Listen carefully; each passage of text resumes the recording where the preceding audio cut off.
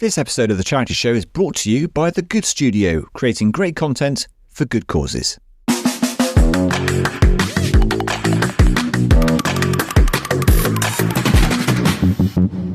Every week in charities and community organisations right across the UK, people are doing extraordinary things with limited resources. They're making the case for their cause, stewarding supporters, winning grants, running services, and somehow finding the energy to come back and do it all again the following week. This is The Charity Show, the podcast made by charity people for charity people. Every episode, we sit down with someone doing something brilliant in the sector and have a proper, honest conversation about the job, the challenges, the wins, and everything in between. Whether you're a CEO, a fundraiser, a comms professional, a trustee, or someone giving a few hours a week to a cause you care about, you're in the right place. If you're new here, hit follow wherever you get your podcasts. You won't want to miss what's coming up. And if you've been with us a while, a 5-star rating takes about 5 seconds and makes a genuine difference to how many people find the show. So then, here's what's in store for episode 44.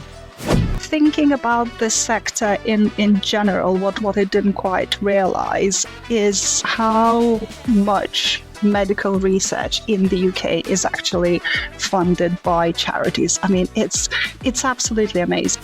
How would you describe what you do? It's someone who, translates scientific language to, normal speak, lay language or something like that. But then from the communication side of things, you need to understand what your audience, wants to hear.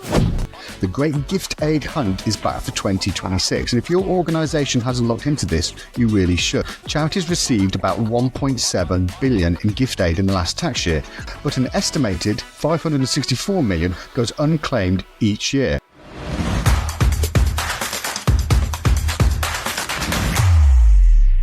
Welcome back to The Charity Show. I'm Piers Townley. And I'm Tim Bainin. Great to be back, Piers, once again. How are you doing? I know it's been March is a busy month for you. How are you? How's things? Yeah, all good, Tim. It is. It's really busy. It's the National Awareness Month for the brain tumour community. Various brain tumour charities, including my own, the Brain Tumour Charity, are massive month-long campaign for BTAM. That's the abbreviation of it. And there's a whole host of policy campaign fundraisers, a lot of content that we're doing with some of our founders for the charity. We have our big Twilight Walk in London, which is a big hero event, huge fundraiser. All the community come together, and there's a series of walks in London on the 21st of March. And then around the country, people are doing their own walks. Alongside that, we have bake sales and we have all sorts of things going on during this month. So yeah, really, really busy, Tim. And I just wanted to do a quick shout out to one of our high-profile influencers alongside our high-profile supporters. We've got our influencers that champion our cause, and they are particularly active during this month as well as throughout the year, but are particularly active this month. And a big shout goes out to Lisa Connell, who's living with a brain tumour herself and is one of our star influencers out there. And she's got a fundraising platform that links content and creators together, and it's called Influential Stars. Does a load of work for lots of good causes, as well as the Brain Tumour Charity as well. So a massive shout out to Lisa and her team and everyone at Influential Stars who are working so hard supporting the community. Yeah, during Brain Tumour Awareness Month. So that's where my focus is for the next couple of weeks, Tim. How about you? Yeah, not bad. No, not bad. Thanks, Piers. I know what those kind of focused times are like. They're hard work. But are you going to be walking yourself this month? Oh yes, definitely. Yeah, it's a really, really lovely event. It's a few thousand of supporters. It's an annual event, slightly different location this year, but it is a wonderful way to bring everyone together, to walk, to raise money, to get to speak to people you don't speak to people often. And yeah, it's a microcosm of what we do as a charity. So Twilight Watch is fantastic. Just hoping the weather behaves itself for it. But it'll be a great day, really great day on that Saturday, the 21st. Yeah, they're great. They're great events. I'm going to do one in the summer for Prostate Cancer UK. There's a big walk that they March for Men, which they put on, which I'm looking forward to doing as well. So absolutely, totally agree. They're really important, really, really positive events. So good luck with all that's coming up this month. Yeah, not quite as busy a month as you've got on, full on month for you at the moment, Piers, but there's plenty going on in the world of the Good Studio at the moment. It's been lovely to chat to some potential new clients and see how I can help them out with some exciting projects that are on the horizon for them, which is really exciting. On the home front, it's been a busy time. I'm sure lots of parents of teenage children can appreciate the fact that it's GCSE option time of year at the moment. So had an evening with my daughter last night at school going over the kind of subject choices that she wants to do and that kind of thing. So that brings with it a whole world of sort of stress and all that kind of stuff as well. So I know, Piers, you've been there and done that with your kids as well. So that's an exciting time, a challenging time as well. And the other thing I wanted to chat about, I was just having a look at this in terms of what's coming up on the telly. Because I don't know about you, Piers, but I really enjoyed the Winter Olympics. I thought it was fantastic. The Winter Paralympic Games starts end of this week as well. And Channel 4 have the coverage for that. And I'm really excited about what they're going to do. Looking at a little bit ahead as to what they've got coming up. An amazing amount of coverage on Channel 4 for the Winter Paralympic Games. The Winter Olympics were fantastic, and I was just gobsmacked at some of the things which those athletes do. Absolutely spectacular. The Paralympics takes it to a whole nother level, and it is staggering to see what some of these incredible Paralympic athletes do, and what they're going to be doing at the Winter Paralympic Games, covering up downhill skiing. Athletes who have different levels of disability and different levels of impairment, in terms of their vision, in terms of their missing limbs, and all these different kind of impairments that they have, and that they overcome, and that they compete with, and it's incredible, absolutely mind blowing. So I'm really looking forward to the Winter Paralympic Games coverage coming up very soon on Channel 4. How about you, Piers? Did you enjoy the Winter Olympics? Oh yeah, absolutely loved it. It's a weird one. It feels like it takes place in another kind of world, because obviously that kind of wintry feel to it, and that sometimes the way that it's covered is not the same as the non-Winter Olympics. But yeah, I loved it. I love the luge. I just think the luge is I was transfixed by it. Some of the drone footage was great, but just the idea of doing what they do, and it's kind of like, how do you get into that? How do you one Saturday morning as a teenager think, I'm going to become a luge expert? But yeah, absolutely loved it. I thought it was fantastic. And just like you, Tim, really looking forward to the Paralympics as well. Massive fan myself of the last leg and all the kind of support that they do for it with, Adam Hills and Josh and Alex over there. So yeah, really looking forward to it, looking to see what they do and the coverage of it. It gets better and better each year, I think, the catch. Yeah, Channel 4 do an absolutely brilliant job. Yeah, and it amazes me every year as a runner when you see the Summer Paralympic Games. You see especially runners with visual impairment being led by guides and competing at speeds faster than I could ever run, which is mind blowing. But they do this in the Winter Games. They're doing it downhill skiing at 100 miles an hour. I can't get my head around the bravery it takes to do that. Yeah, it's just mind-blowing. It couldn't be more of a challenge, could it? You couldn't add anything more to that mix than they already do. It's just incredible. Yeah, it is incredible. Absolutely amazing. So yeah, that's going to be great. Looking forward to that.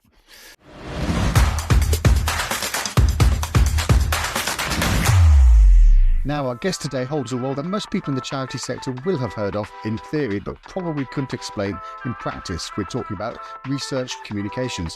It's one of those jobs that sits right at the heart of everything a medical research charity does, and yet it's often the least visible part of the operation. Kotryna Temcinaite is Head of Research Communications at Breast Cancer Now, the UK's largest breast cancer charity. She started her career as a scientist, a biochemist, then a PhD researcher in cancer biology, before realising that what she really loved wasn't the lab work itself, but the stories that came out of it, the discoveries, the context, the question of how you take something genuinely world-changing and make people care about it. She's been at Breast Cancer Now for around 8 years, leading a team of science communicators who work across press and PR, fundraising, social media, patient engagement, pretty much every corner of the organisation. And she has a lot to say about what the role really involves, what makes it hard and what makes it worthwhile. We'll be back with the news a little bit later, but first, here's part one of our conversation with Kotryna.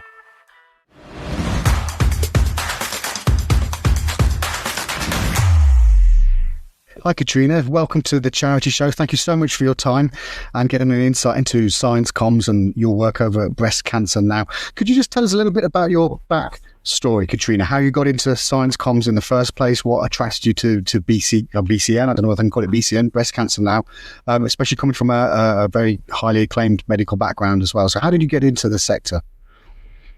I started off as a researcher, or I guess started off thinking that this is the career that I want to have. I did biochemistry. Afterwards, I went on to do a PhD in, I guess, some cancer-related basic biology. And at that time, I guess I realized that I absolutely love science, but lab work isn't quite for me. You know, there were amazing moments when you realize that you're probably the first person looking at one particular result, however, you know, niche or peculiar it might be. But I think what didn't quite work for me is the fact that sometimes you put a lot of effort into something and the results don't quite correlate with that. So probably kind of during the last years of my PhD, I was starting to look for what other science-related jobs or careers there are where I could still use my knowledge, I could still stay close to the field, and this is how I discovered science communication. Yeah, so after I completed my PhD, I was lucky enough to get my first position in research communications in the charity sector, and I have been doing that for probably around 10 years now or so. Yeah. So it's grabbed you. What would surprised you, Kotryna, when you first joined that third sector? Was there anything that kind of struck you as like, I did not think it was going to be quite like this? Well, I guess thinking about this sector in general, what I didn't quite realize is how much medical research in the UK is actually funded by charities. I mean, it's absolutely amazing. And, you know, I don't think it happens anywhere else in the world. It's probably a third of publicly funded medical research. You know, that funding is coming from charities. You know, I looked up Association of Medical Research Charities data from 2024.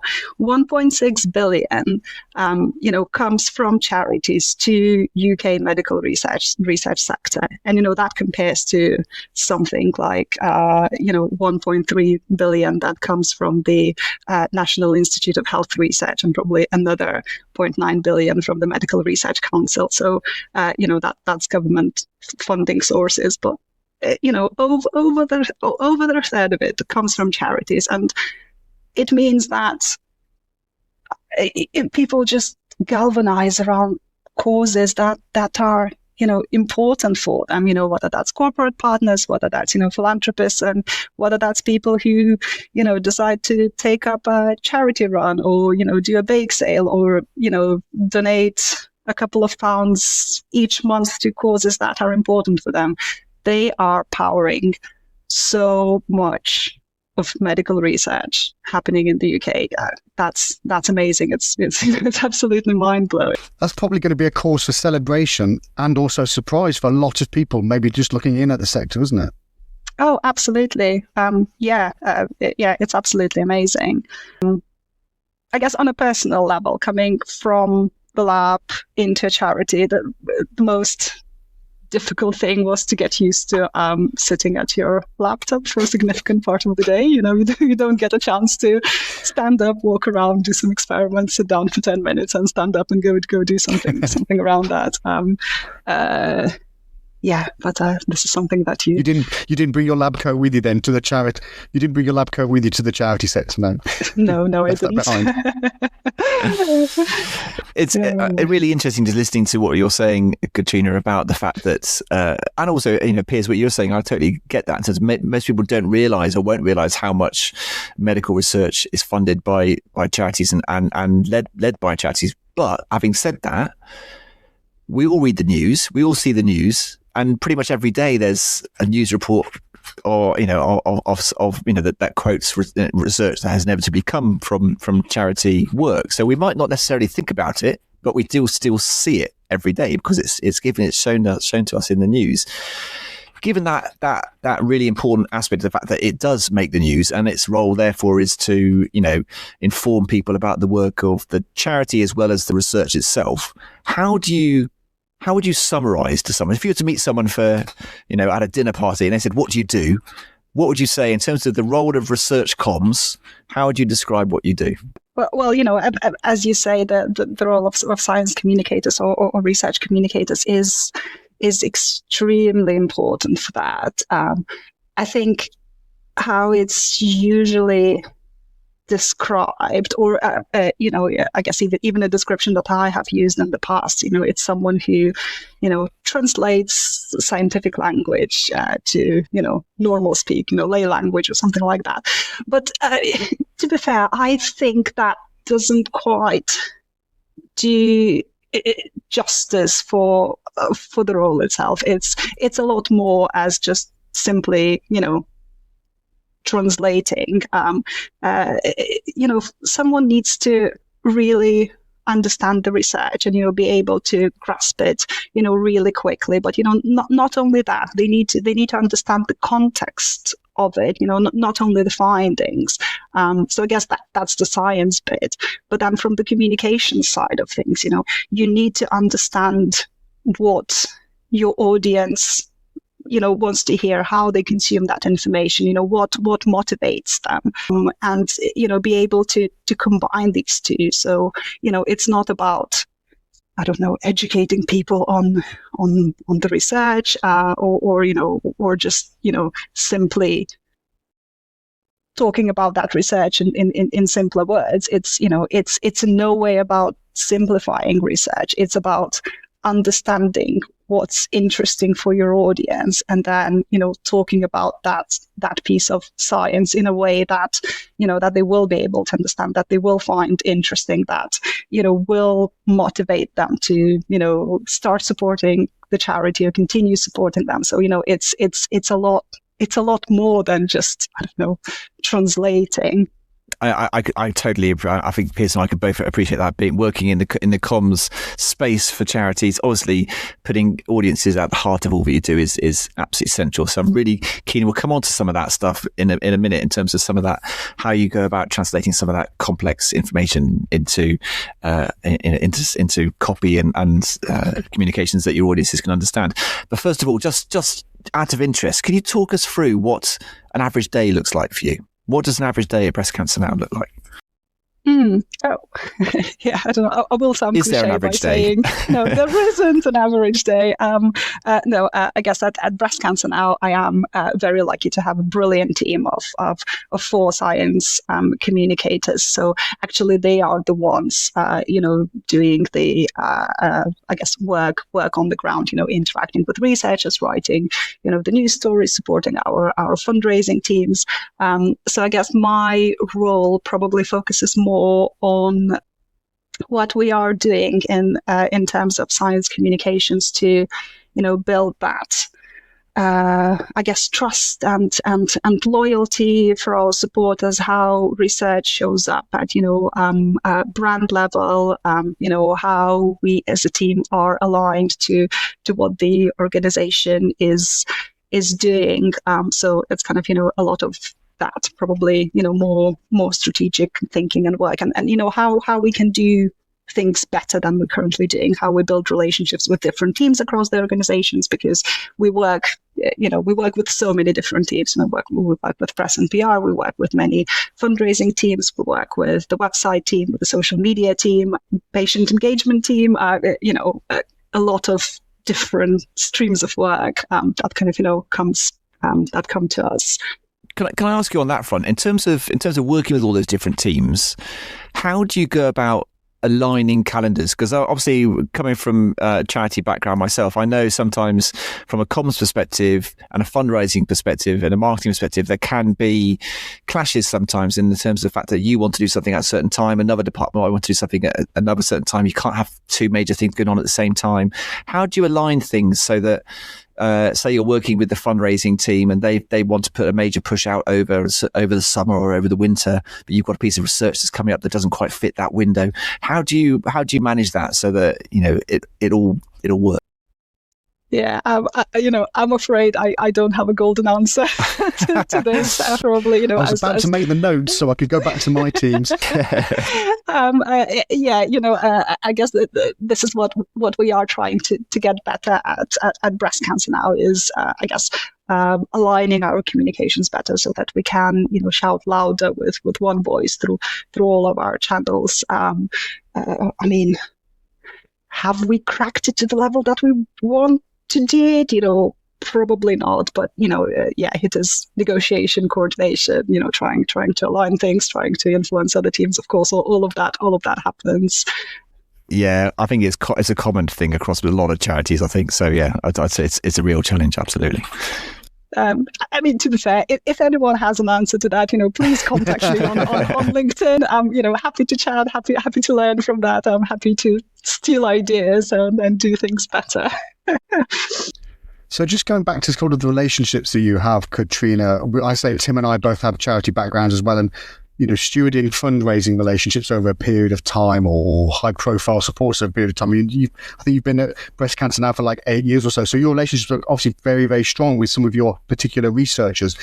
How easy is it to build those relationships with the research community? Is it an unknown kind of question? Does it vary depending on the type of researcher, or is there generally a kind of a nut to crack in terms of getting the research scientists on board with your comms and on board as a charity? Yeah, that's a very good question. I think it probably varies from researcher to researcher. Obviously, we have some researchers that we have been funding for many of years. They know really well what the charity does. We have very warm relationships. So, any asks that we come to them saying, would you be able to help us with this, piece of comms, or with this fundraising activity? They're very receptive to that.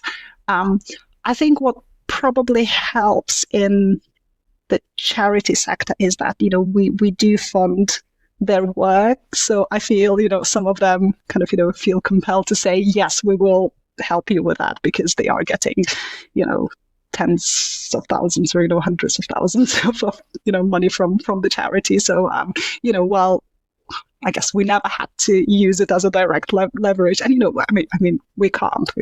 We give money to research because that's the best research we can fund. It's not attached to any conditions of you absolutely have to respond to every request that we put in front of you. But I think that they do kind of feel some kind of sense of duty in that respect. So I guess that's not necessarily a challenge. But I think what is important is to get to know the scientists and to really understand, what strengths they have, how they talk about their own research, to then be able to contact the right people for the right opportunity. And again, also know their interests. We have some scientists who said to us, very happy to help with, any kind of, fundraising queries or support on that side. But, I don't want to be in the newspaper or on the media, talk to journalists. And, we just need to know that in the first place. And I guess respect that and take that into consideration. So I guess they're like any other stakeholder in the third sector, aren't they? Some of them want to be in front of the cameras, some of them definitely don't. But the job of the comms team is to translate or explain what they're doing to convey the work that they're doing to the cause. Yeah, absolutely. And I guess support researchers, to make sure that they just don't feel that we're kind of, dropping them into the deep end, whatever we're asking them to do, and then they just have to figure out how to do that. Yeah, so I guess give guidance of, how to talk about the research to whatever audience they're talking about, what we're expecting of them. Again, answer any questions, do debrief sessions if they need anything like that.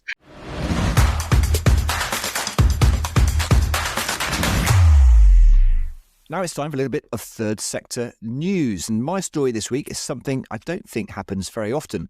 Parliament actually stopped and dedicated some time specifically to talking about small charities. So a couple of weeks ago on Tuesday just gone, I think, Sir Ian Duncan Smith, remember him, led a Westminster Hall debate on the state of the small charity sector, and it was packed, which in itself tells you something about the importance of this debate. Now, there were some sector-wide stats in the debate. Only 30% of charity leaders think the sector is in a healthy state, apparently. 83% have seen demand rise in the last year. Only 1 in 10 say they've been able to meet that demand smoothly. Now, we've heard variations of these figures before, Piers. We talked about this on the show quite a lot. But what struck me were the specifically small charity angles that Duncan Smith brought into the room. Now, firstly, the sheer scale of the small charity world. Around 96% of all voluntary organisations in the UK are small charities. That's pretty much the whole sector. And yet they're the ones with the least resource to absorb rising costs, the least capacity to chase grants, and the least visibility when it comes to government support. Then there were the actual small charities that MPs brought into the debate. Duncan Smith talked about Ripple, a suicide prevention charity started by a woman called Alice Hendy from her bedroom in Portsmouth after her brother very sadly took his own life. She built a browser extension that intercepts online crisis searches and offers a calming breathing exercise before pointing people to local services. It's been downloaded more than 2 million times from her bedroom, Piers. That's extraordinary. And that's really the thread running through this whole debate, that small charities are solving problems government hasn't even properly identified yet, and doing it innovatively and cheaply. But they're having to fight for every penny, prove their impact with almost no resource to do so, and approach institutions one by one to scale things that should be everywhere. The CSJ is calling for matched funding schemes and a dedicated evidence fund to help smaller organisations demonstrate their value and compete for support. And I think that's a conversation that's definitely worth having, Piers. What do you think? We've talked a lot about small charities before. We have our small charities spotlight in every episode. We know how important they are as a sector, and it's important, I think, that this debate has come to the fore. But of course, at the moment, everything is overshadowed by what's going on in the Middle East. So these kind of stories just don't get the airtime that they need, I think. That's the thing, isn't it? It's like, we're on the cusp of this becoming a real big thing in the news, especially in the third sector news. And then obviously events have overtaken it. Hopefully it'll change back again. But yeah, it was amazing to see it being showcased, amazing to be talked about. As you say, Tim, we talk about the smaller organisations, the smaller setups out there that are the lifeblood of many, many larger organisations. It's just fantastic. Absolutely. What have you spotted in the news this week? My story is a little bit more upbeat this week because it's essentially about free money that a lot of charities are leaving on the table. The Great Gift Aid Hunt is back for 2026, and if your organisation hasn't looked into this, you really should. Here's the headline. Charities received about 1.7 billion in gift aid in the last tax year, but an estimated 564 million goes unclaimed each year. That's a staggering amount of money that donors have already said that the charity can have, money that HMRC is ready to pay out, and money that's simply not being claimed, usually because of patchy donor records, missing gift aid declarations, or just the busyness of running a charity with a small team. The campaign in its entirety is run by Swift Aid, with backing from the Chartered Institute of Fundraising and Just Giving, and previous versions of it have found that 98% of participating charities uncovered additional gift aid when they actually went back and checked their records. That's 98%. The most common culprits are incomplete declarations and donors whose details have changed over the year. Just Giving's own involvement has already unlocked more than £500,000 for charities through this initiative alone. So, how do you get involved? It's really, really straightforward. You head to swiftaid.co.uk. You can review your historical donation data to identify any missed or backdated gift aid claims. The deadline for submissions this year is the 24th of April, so there's still time, but not loads of it. It's generally one of those things where the effort required is small and the potential return is significant. We'll put the link in the show notes and everyone can head over there and see what they can do. Amazing opportunity, I think, Piers. There's a huge amount of money that goes unclaimed, and that figure, 564 million pounds of unclaimed money that's been gifted and given, and is there for the taking. And people, charities, think of the amount of work and the amount of good that money could do. 564 million pounds, Piers. Imagine what could be done with that. It's incredible, isn't it? Just for a little bit more of an admin. I know it sounds daunting and it's easy to say it, but actually, the Swift Aid, they have made the whole process really, really straightforward. So yeah, every organisation should have a little check that out. Yeah, actually, just linking back to my story about small charities, obviously they're the ones most likely to be leaving gift aid, or could be the ones most likely to be leaving gift aid unclaimed. So this is just absolutely directly relevant to them. It could really help boost their coffers and give them that bit of extra spending power. So definitely worth getting involved in that. So good story there, Piers.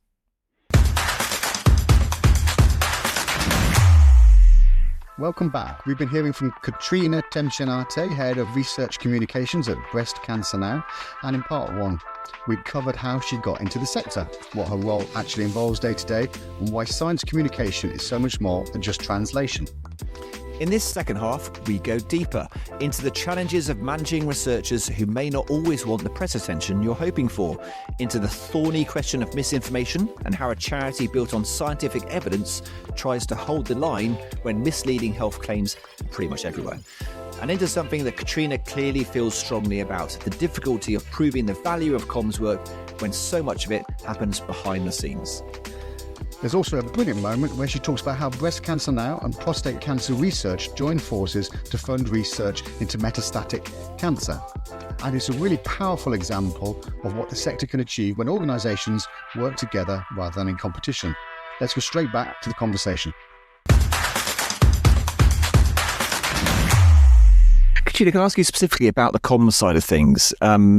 And it's something that I've struggled with a bit in the past, in terms of myself when I try and do that translating of complex scientific information into. I don't want to say layman's terms, because you don't want to simplify it, oversimplify it. But it's a two-part question, I suppose. First of all, how do you go about approaching that, translating that complex information into stuff that everyday supporters and donors can understand and appreciate?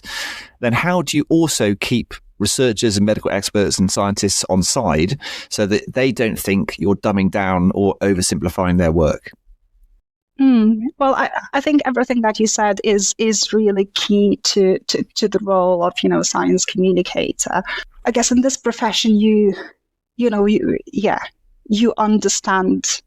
understand the risks involved. I guess on all sides, overhyping something, is a risk that can erode trust with audiences, and that's I guess especially important for the charity sector. I guess it can potentially damage relationships with the researchers and things like that. I guess the approach we take in terms of scientific accuracy is we do consult researchers on key pieces. So if we are writing a description of their project when we start funding it for the website, we do write it in a language that our supporters would understand, but we do run it past the researcher saying, this is what we will be using. It will go on our website. We will then use it as a base for other communications. Are we happy with it? We have written it, kind of taken into account, what we know the people will kind of understand, but are you happy with it? So, we do check in with them. The same with press releases as well. If we are announcing, a new research discovery, it is, well, we wrote press release taking all this into account. Do you have any comments? And, sometimes it is a conversation, kind of going back and forth, the researcher saying, oh, I think you need to mention this aspect of the research publication in there. And then we say, well, yes, we can do that, but maybe not quite in the sentence as you written it, because people won't understand the significance of it, or the terms that you're using. So I guess it is about finding that middle ground. Going back to, I guess, the first part of your question of how you go about telling that story to different audiences. I think a lot of that is, well, I guess as we talked a little bit before about understanding your audiences and also properly putting it in, into context, really explaining, what difference that research has made, why it's important. While the research paper will be talking, I don't know, about a particular protein being involved in, I don't know, helping cancer to grow or something, if you just say that doesn't make sense. That doesn't help to paint that bigger picture. So you need to understand. You need to tell them why that's important, how that helps to solve an existing problem in research or treatment, how that brings us closer to whatever that might be, a new diagnostic test, a new treatment, how long it will take us for us to get there now that we have this new knowledge. So I think there's a lot of that kind of contextual. Yeah, you're kind of humanizing it, aren't you? You're kind of translating that data and that core information into something that a patient or somebody with that condition and will understand in terms of how it could impact their life or the lives of other people in that situation. Yeah, absolutely. And whenever we have a chance to do that, we try to get perspectives, of people affected by breast cancer, where, they can talk about their own experiences and they can express how they feel this research could, change the future, or how it could mean that, someone in their situation in, 10 or 20 years or, however many years won't have to go, what they went through if, I don't know, if the treatment was very grueling or, I don't know, there were some complications or anything else like that. So, whenever we can, we definitely try to bring that real kind of, life experience of the condition, and get their input into what it means for them.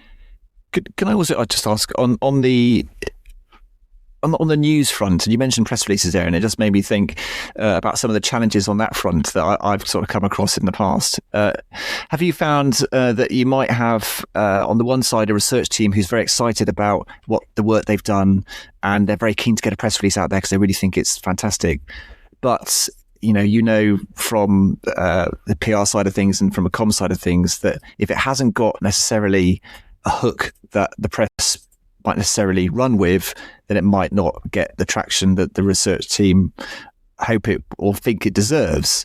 Are those difficult conversations to have in terms of, I know you want this amazing research to go out there and it is fantastic, but it probably might not actually grab the press attention in the way that you think it will?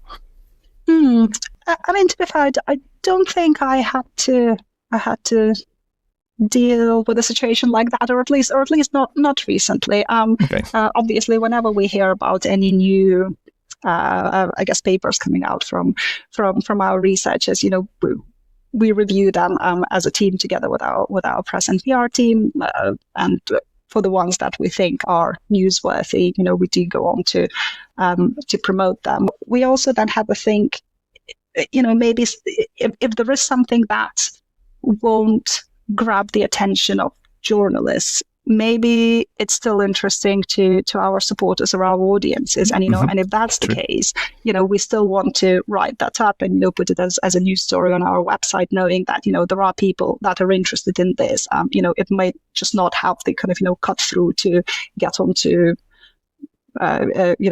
front page of I don't know, a newspaper or wherever you're trying to get that. So, we don't just discard all of that. And I guess probably the third thing is that we might have some donors or funders who are supporting that particular research.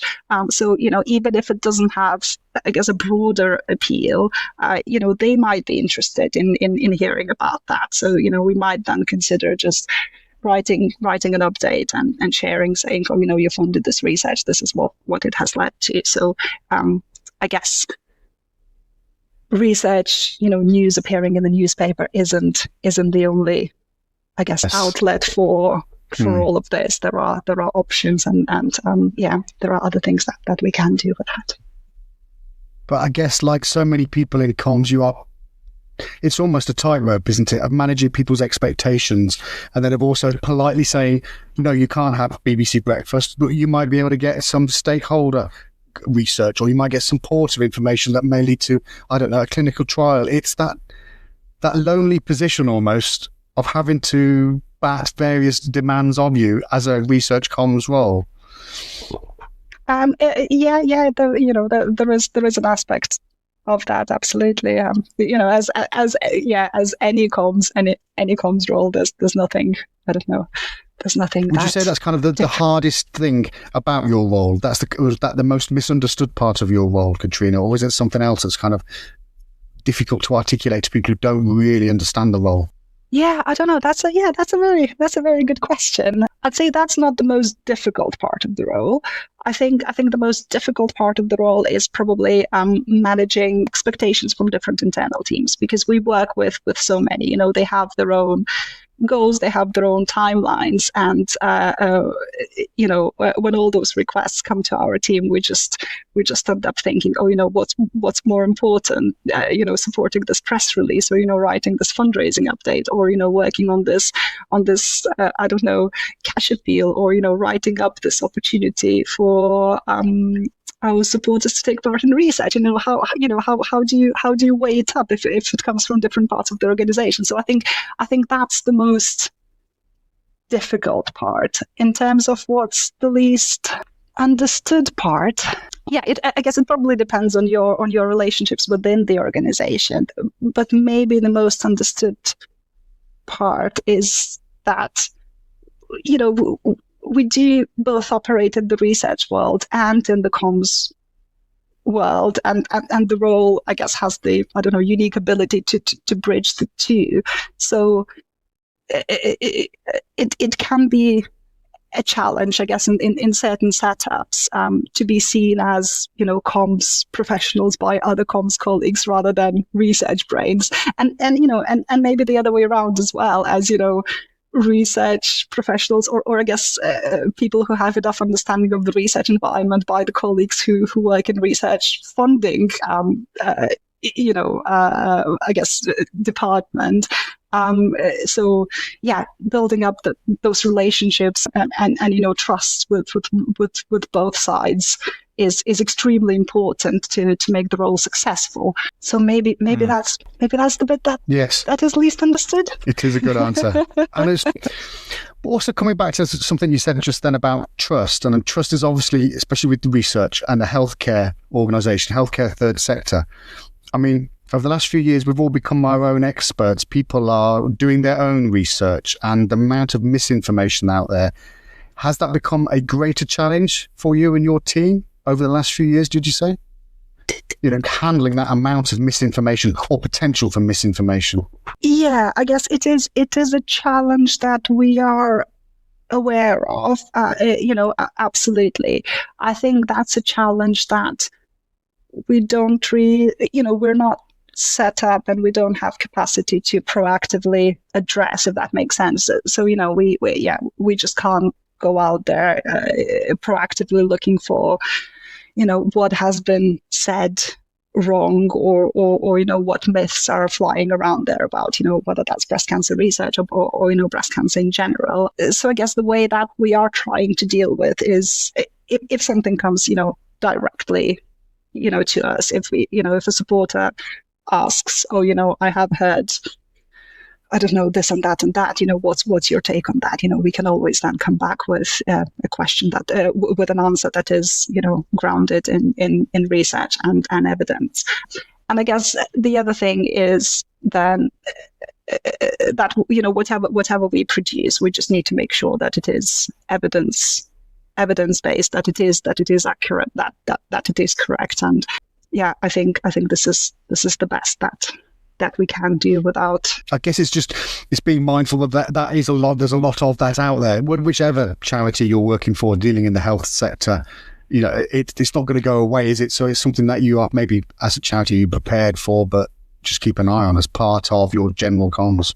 Yeah, absolutely. And I guess part of that is building your brand, building your profile as, trusted voice, as, experts in the field, so that, people can come to us and that they can get the reliable information from us, that they can trust our resources, that whatever we produce is understandable and accessible to people, because, if it isn't, it's very easy to I guess, disregard that. Does it worry you, Kotryna, on a similar note, does it worry you that AI and the fact that everyone is using AI to research, for their own means or whatever that is, does it worry you that AI can get it wrong, or they could misquote your research and it could give people false information? Have you come across that? Is it a worry? Is it something that the sector is concerned about? That's a brilliant question. Entirely honestly, I haven't thought about that. I'm being, I guess, misquoted or misinterpreted. I guess it is. Potentially is a worry, but I don't think we necessarily can do anything about that. It's probably, a bigger piece around, how to use AI responsibly. To I guess minimize those risks, that the information that you get is actually reliable. And all sorts of AI tools have exploded recently, and I don't know, I am secretly hoping that once we get used to using them, become more comfortable with all of that we become more aware and kind of mindful of where they can actually add benefit, and how to use them to their best potential. I guess minimizing all those risks of misinformation, hallucinations, or I guess whatever else there is. Yeah. And that all information that comes out of AI, if they're quoting data and research, that it's properly accredited, and that it's you can find out where those sources are and where that information's come from. Can I ask you as well, just about because obviously it's the world that Piers and I don't know a huge amount about in terms of the research and scientific world. We're not the most scientific. I'm speaking for you here, Piers, but we're not the most scientific of people. No, that's about right. Yeah. Tell us about the community, the research community across the sector. Is it a? Do you all get on? Is it a competitive sector? Is there competition across research teams, especially if you're working in similar fields? What's that like? Do you have an arch rival out there, for example? I don't know. Some people may do. It might be personality dependent. But I think that research community is generally, very, very collaborative. I think all the probably, easy questions in research have been answered, and I think there is that kind of wide recognition that one person single-handedly can't solve the problems that we're faced with. So it will require working together. It will require building multidisciplinary teams where people with different expertise come together and try really put their heads together to solve some kind of a problem. I think it's a lot more collaborative than it is competitive. We've seen on the show before that we've had on the show before charities that joined forces to achieve something. Have you done that as well in breast cancer now, in terms of working jointly with other breast cancer charities to achieve a common goal? I guess in terms of research funding, we recently worked with prostate cancer research to join forces to collectively fund research specifically into metastatic cancer that spreads to the bone, because we know that it is an issue for breast cancer, it is an issue for prostate cancer, and I guess there are, certain similarities between the two cancers too. They are influenced by hormones, be it female or male hormones. So there definitely is an overlap, and that's why, kind of together, we funded several new research projects to look at that. So, absolutely. There is a reason to collaborate with other charities, and we will be looking to see where we can do more together than we can do alone. Sure. I can see now why you do research comms, because I'm getting that sense of excitement that actually for a health charity or healthcare side of the charity, the next breakthrough could be just around the corner without obviously overhyping anything. But, you know, you are going to be at that forefront of these developments, and you can see these developments coming down the pipeline. It's an exciting role to have. Well, absolutely. I guess you have to recognize that research takes time. You know, it can be 10 or 20 years down the road, but at Breast Cancer Now, we funded some very exciting research, and just seeing how it is progressing over the years is brilliant. So, you know, one of our researchers, Professor Nick Turner at the Breast Cancer Now Toby Robbins Research Centre at the Institute of Cancer Research, he has been working on essentially a cancer blood test, and just last year it was used as part of a clinical trial to, I guess, show when existing drugs stop working for advanced or metastatic breast cancer, and indicate that, you know, switching to a new drug would be beneficial. So, you know, it's very exciting to kind of, you know, see developments like that are, I guess, on their, you know, way to, you know, reach people. What would your advice be, Kotryna, you mentioned earlier that you, when you were thinking about your career and moving into the sector, and you were weighing up that whole lab coat versus desk debate, essentially. What would your advice be to others who are thinking, or perhaps facing the same dilemma? You know, they have a love of science. They're not perhaps sure where they want to take that. What would your advice be to them in terms of thinking about moving into the sector?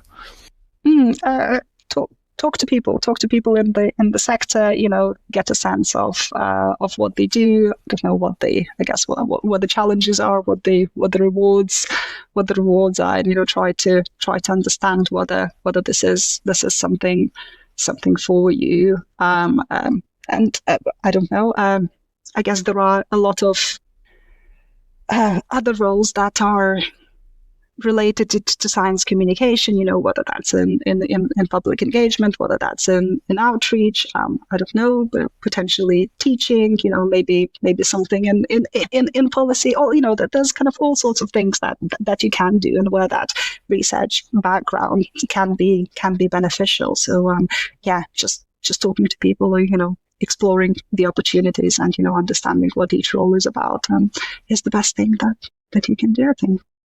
I know, Kotryna, you've got a PhD, and I know one of your team members, Jade, who used to work at the Brain Tumour Charity, she has a PhD as well.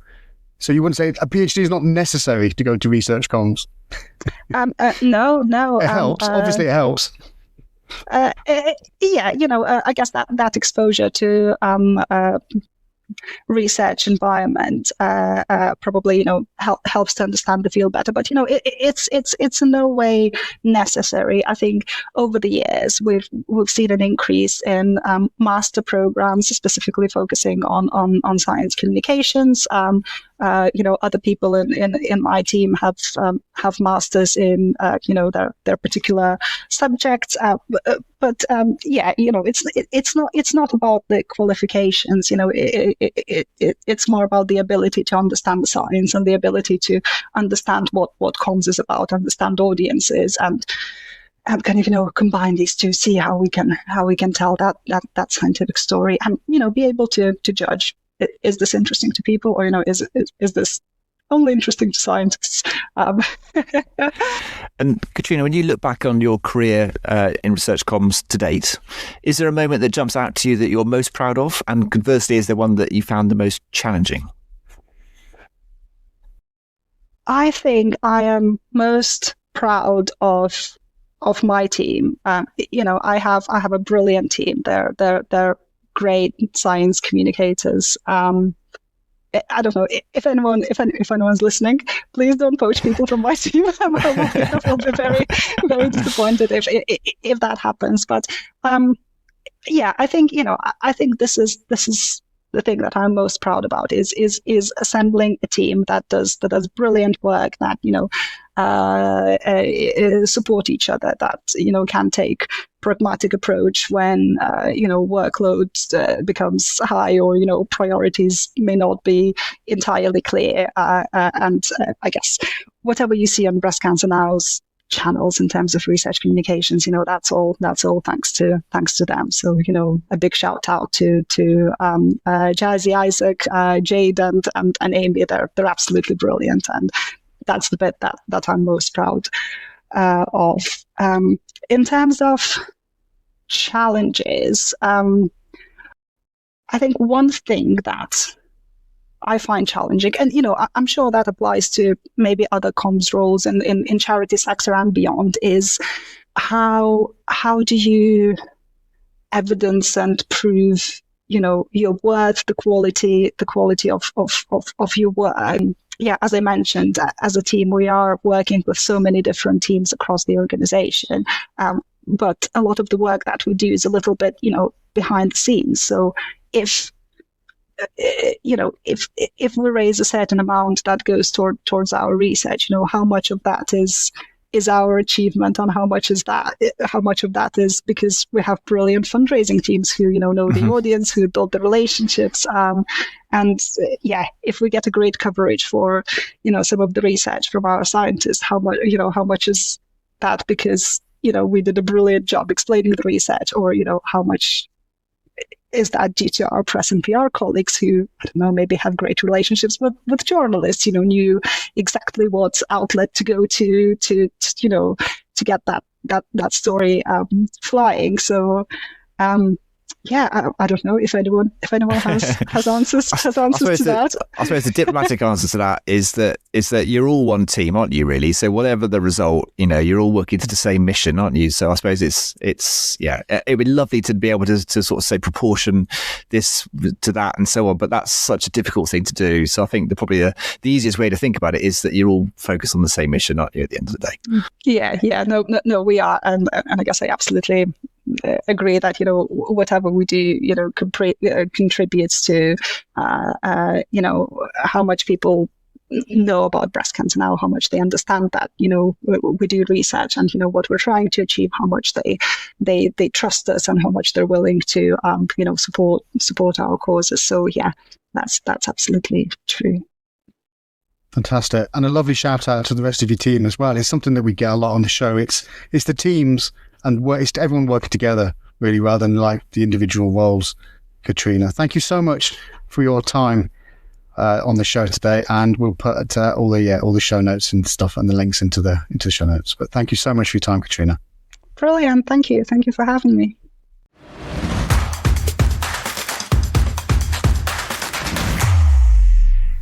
Okay then, now for one of my favourite parts of every episode. We spend a lot of time on this show talking to people running well-known, well-funded, big-name organisations, and that's really valuable. There's lots of learning there. We know that, of course. But the truth is that the charity sector is held together by thousands of small organisations, which we've already talked about lots today, that most people have never come across. Organisations run by tiny teams or entirely by volunteers. Organisations operating on shoestring budgets in communities that are often overlooked, and quietly, consistently, they're all changing lives. They deserve a platform, so every episode we shine a light on a couple of them. This is the Small Charity Spotlight. And if you work for a small charity, or you know one that deserves more recognition, we'd genuinely love to hear from you. Email us at thecharityshowpod@gmail.com, or use the link in the show notes. Tell us who you are, who you support, and what will make the biggest real-world difference to your organisation right now. We'll do everything we can to get your voices on the show. So who have we got this week, Tim? Okay, so this week we heard from Susan Fletcher, who got in touch to tell us about Boys in Mind. And she said that it's an amazing charity based in Bath, supporting boys and young men to have healthy conversations about their mental health and working to prevent suicide. She said she's a very, very proud trustee. So thanks, Susan, for getting in touch. And just reading a little bit more from Boys in Mind's website, they state that Boys in Mind works in partnership with children, young people, and professionals in a range of settings to promote good mental health and to prevent suicide, particularly among boys and young men. Our work is guided by our 3 Ps: prevent, promote, and partner. prevent suicide, promoting positive mental health and positive images of boys and men, and partnering with children, young people, schools, charities and organisations to make a difference. Now, we see this a lot. We hear a lot about charities that do great work to support men and children with their mental health. And this is another fantastic example. Local charity in Bath doing some really important work. Great stuff, Tim. And for me this week, it's Sue Fishpool who's got in touch with us about Accuro. It's a small charity creating fun and inclusive activities and opportunities for people with disabilities in West Essex, helping them to grow in confidence and independence while parents and carers get a break, says Sue. Their impact is huge for such a small charity. Families feel hope and trust, and lives change for the better. Thank you so much, Sue, for nominating Accuro. And from their website, their strapline is that Accuro empowers people with a disability in West Essex to feel less isolated, more confident, independent, happy and fulfilled by providing social opportunities and activities that are fun, safe and inclusive. So reiterating the recommendation that Sue gave us there for Accuro. So fantastic nominations there this week. Absolutely. 2 more brilliant organisations doing vital work with limited resources and enormous heart. Don't forget, if there's a small charity you think we should feature, drop us a line at thecharityshowpod@gmail.com or use the link in the show notes.